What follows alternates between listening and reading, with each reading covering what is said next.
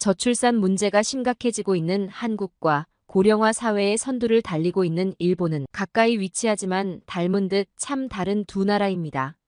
사연의 주인공인 캐나다 여성은 이 차이점이 참 신기하고 두 나라에서 너무 다른 경험을 했다고 하는데요. 오늘은 아기와 함께 한국과 일본을 여행한 캐나다 부부의 이야기입니다. 오늘의 사연 들어보시죠. 안녕하세요. 저는 캐나다에서 온 사만사라고 해요. 오늘은 저와 남편 닉이 함께 겪은 인생의 큰 여정에 대해 이야기하려고 합니다. 저희는 지금 한국을 여행 중인데 저희의 소중한 아기 트레이시도 함께하고 있어요. 트레이시와 함께 한국에 온다는 건 우리 부부에게 또 하나의 모험이자 기쁨이에요. 한국은 저희가 예전부터 가고 싶어 했던 곳인데 이렇게 세 가족이 함께할 수 있다는 게 정말 꿈만 같아요. 사실 닉과 저는 같은 회사에서 일하던 동료였어요. 저는 그저 닉을 좋은 팀원으로만 생각했었죠. 그는 항상 신뢰할 수 있었고 일을 정말 잘했어요. 하지만 그때까지만 해도 저는 그저 동료 이상의 감정을 느끼진 않았어요. 그러던 어느 날 퇴근 후에 우연히 닉과 함께 펍에서 술을 한잔하게 되었어요. 술을 마시면서 이런저런 이야기를 나누다 보니 그가 얼마나 다양한 경험을 한 사람인지 알게 됐죠. 특히 여행에 대한 이야기가 끝없이 이어졌어요. 우리가 다녀온 곳들, 가고 싶은 곳들, 그리고 여행에서 겪은 소소한 에피소드들까지 이야기를 나누다 보니 시간 가는 줄 몰랐어요. 그 순간 저는 닉에 대해 다시 보게 됐고 그 후로는 우리 둘의 관계가 조금씩 달라졌어요. 우리는 더 자주 시간을 보내기 시작했고 주말마다 함께 새로운 곳을 여행하곤 했어요.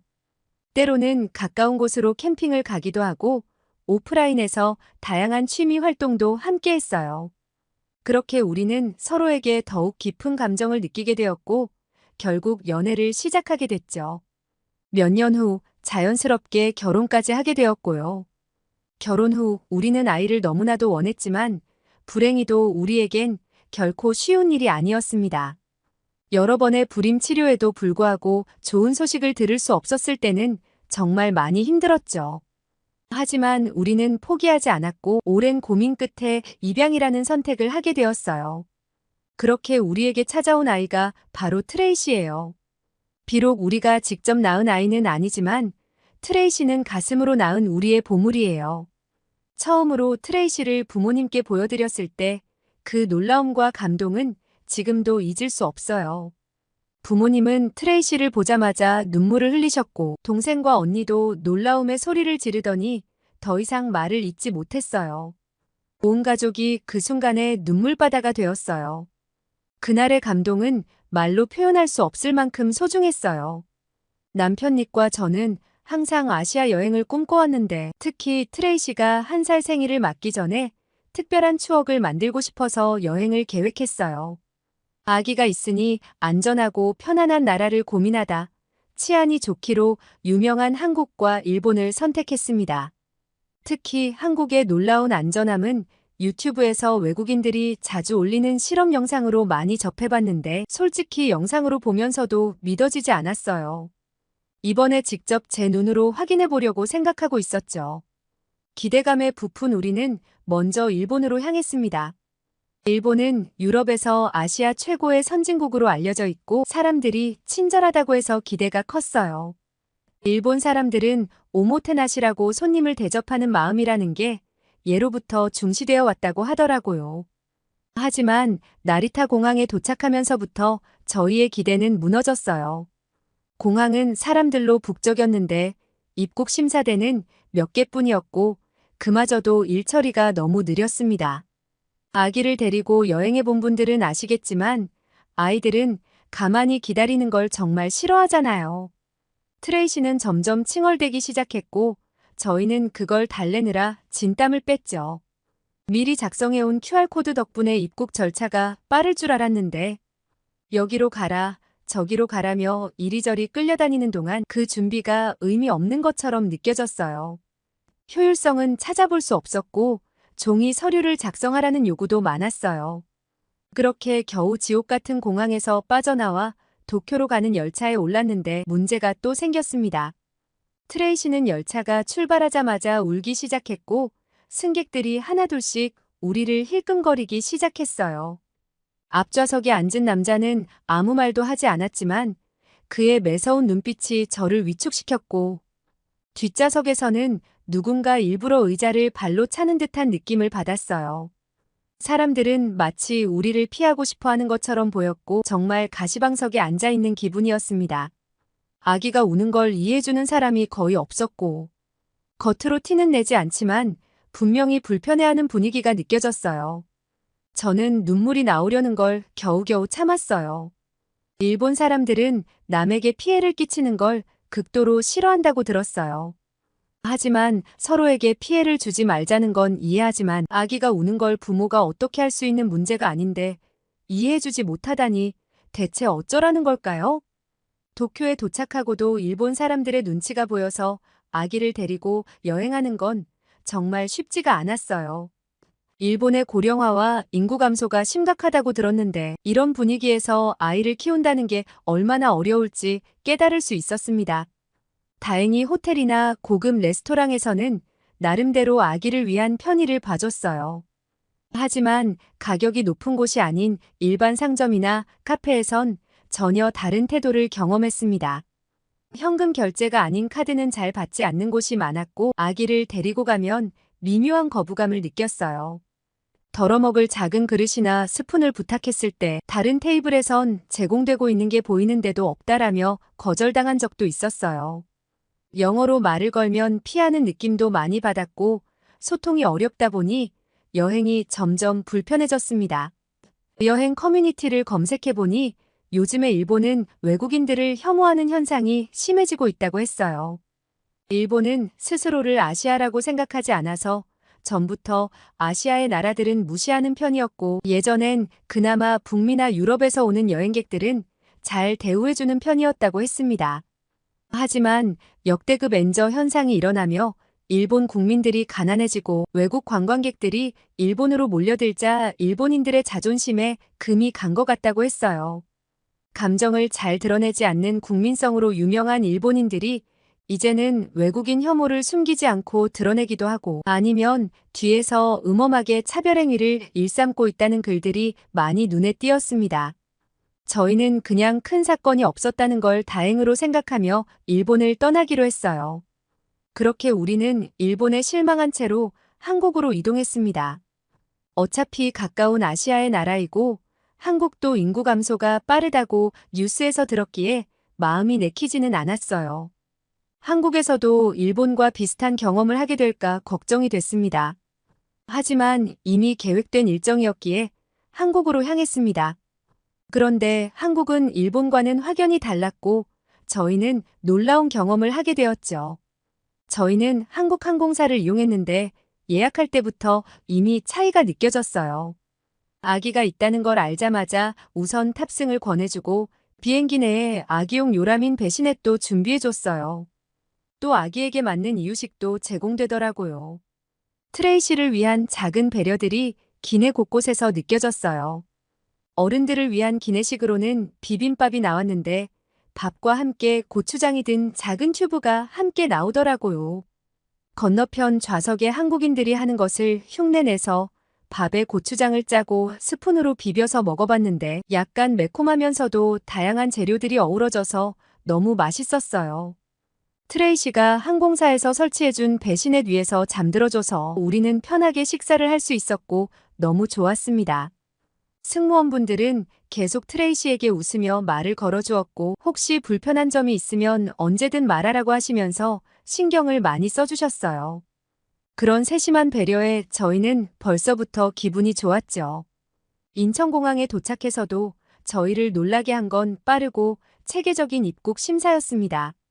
아기를 데리고 있다는 걸 알자 공항 직원들이 먼저 다가와서 짐이 많거나 도움이 필요하면 언제든 말하라고 친절하게 안내해 주셨습니다. 정말 신속하게 절차가 진행돼서 그간의 스트레스가 확 풀리는 기분이었어요. 그뿐만이 아니었어요. 한국에 머무는 동안 공공장소에서도 아기가 울면 사람들이 미소를 지으며 다가와 괜찮아요? 라고 물어봐 주거나 트레이시를 귀엽게 바라봐 주었어요.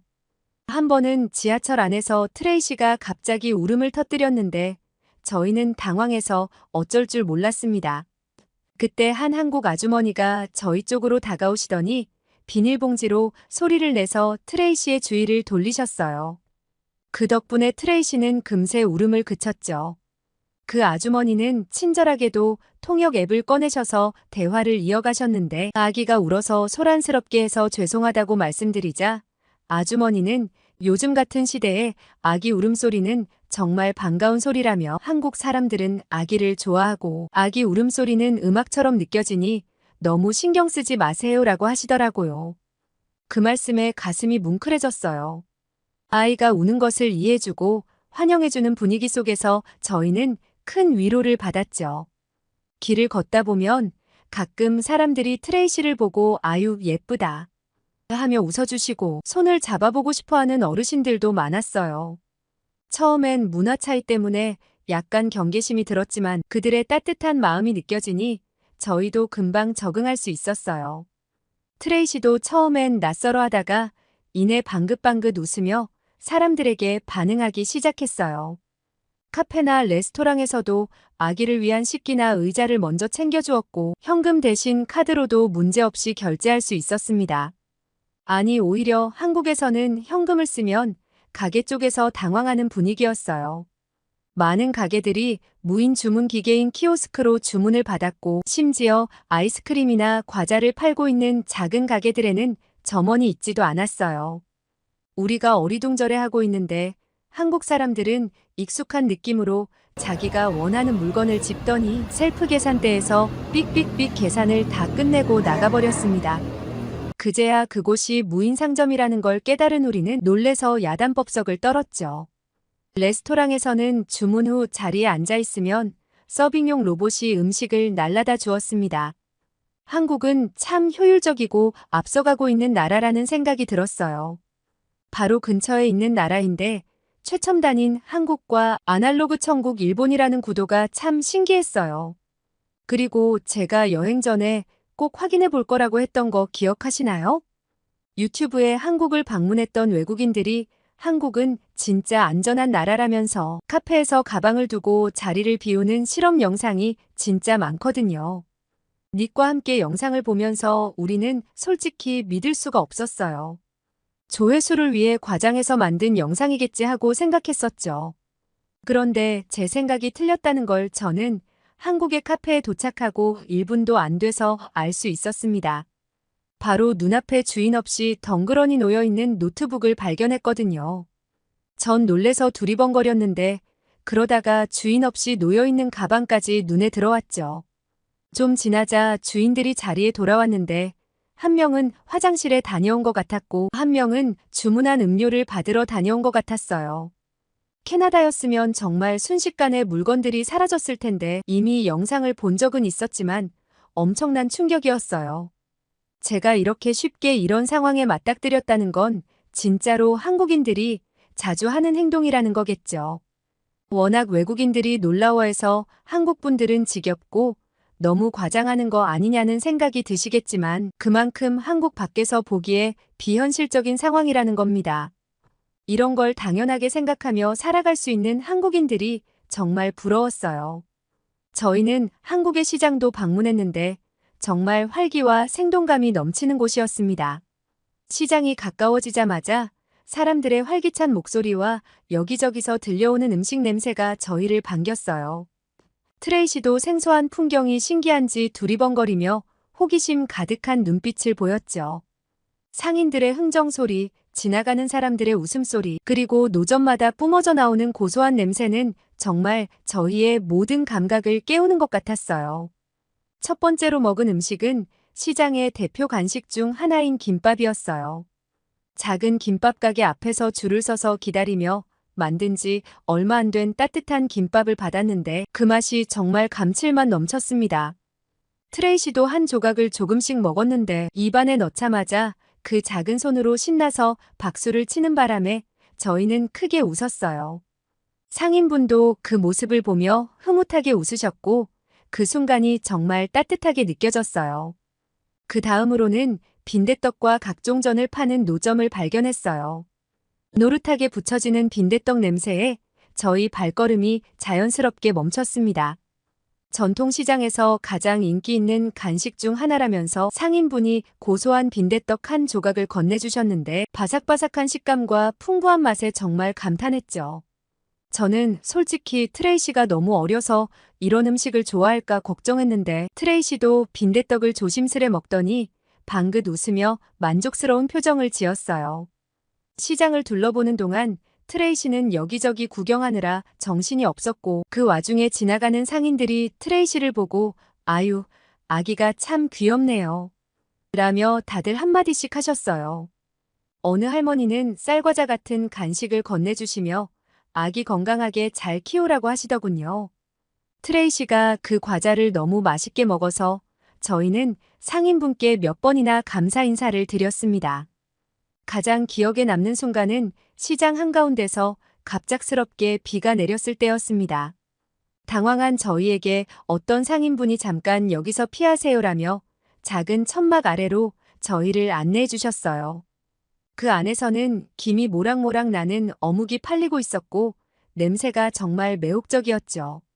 상인분이 뜨끈한 국물이라도 한잔 하시라라고 어묵 국물을 내어주셨는데 그 따뜻한 호의에 마음이 너무나도 포근해졌습니다.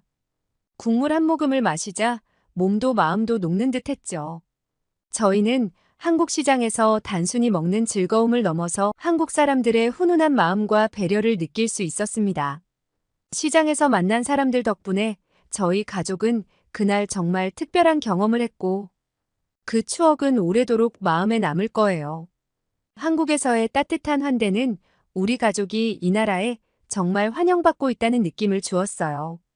일본에서의 실망스러운 경험 이후 한국의 따뜻함은 정말 큰 위로가 됐어요. 전 일본과는 달리 이렇게 아기를 좋아하고 따뜻하게 대해주는 한국에서 왜 저출산 문제가 심각한지 이해가 잘 가지 않았어요. 그래서 나중에 인터넷에서 좀 더 알아보니 그 이유 중 하나로 높은 주택 가격이 거론되더군요. 아이를 낳고 기르기에 경제적 부담이 큰 것이 저출산의 주요 원인 중 하나라는 것이었죠. 이 이야기를 들으니 참 안타까웠습니다. 저희 캐나다도 이민 문제나 인재 유출 같은 사회적 문제가 산처럼 쌓여 있죠. 그럼에도 한국에서 느꼈던 따뜻함은 잊을 수 없습니다. 저출산 문제도 하루빨리 해결되어 아주머니가 말씀하셨던 아기들의 울음소리와 웃음소리가 가득한 나라가 되었으면 좋겠어요. 트레이시는 아직 어려서 모든 걸 기억하지 못할지 모르지만 이 여행이 우리 가족에게 특별한 추억으로 남을 것 같아요. 결국 이 여행은 저희 가족에게 깊은 인상을 남겼고 앞으로도 아시아를 여행할 때는 한국을 다시 찾고 싶다는 생각을 하게 됐어요. 일본에서의 실망과 한국에서의 놀라운 경험, 이 두 나라에서의 대조적인 기억은 오랫동안 저희 가족의 이야깃거리가 될 것 같습니다. 사연을 통해 저희 가족의 이야기를 나눌 수 있어서 행복합니다. 저의 이야기는 여기까지입니다. 오늘의 사연 어떠셨나요? 매일매일을 감동적인 이야기로 채우고 싶은 감동 다이어리였습니다. 사연이 마음에 드셨다면 구독과 좋아요를 눌러주세요. 여러분의 구독과 좋아요는 계속해서 좋은 사연을 소개할 수 있는 큰 힘이 됩니다. 시청해주셔서 감사합니다.